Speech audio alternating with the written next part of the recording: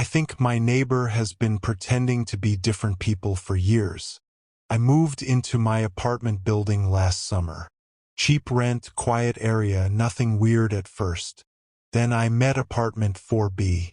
An old man named Mr. Lewis lived there. At least, I think he did. First time I saw him, he looked about 70 years old. Gray beard, glasses, shaky hands. He barely spoke. A week later I passed him in the hallway again. Only this time he looked completely different. No verde. Hair dyed black. Standing straighter. Almost younger. I honestly thought it was his son visiting. I said, "Hey, your dad doing okay?" He just stared at me for a second and said, "My father died years ago." Then he walked back into 4B. After that, things got strange. Different people kept coming out of that apartment. Different ages.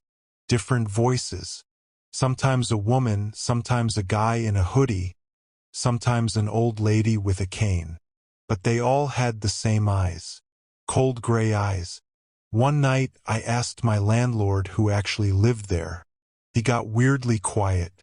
Then he said, "Nobody's rented for B in over 10 years. I laughed because I thought he was joking. He wasn't. That same night, around 1 a.m., I heard arguing through the wall. Multiple voices screaming over each other. A man yelling. A woman crying. A kid laughing. Then suddenly all the voices stopped at once. Dead silence. A few seconds later, someone knocked on my door. 3 slow knocks. I looked through the peephole. It was me. Same hoodie. Same face. Same haircut. Just standing there smiling. I stumbled backward so hard I fell. Then me spoke through the door.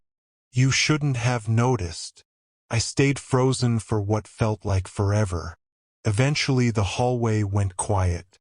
When I finally looked again, nobody was there. The next morning, apartment 4B was empty.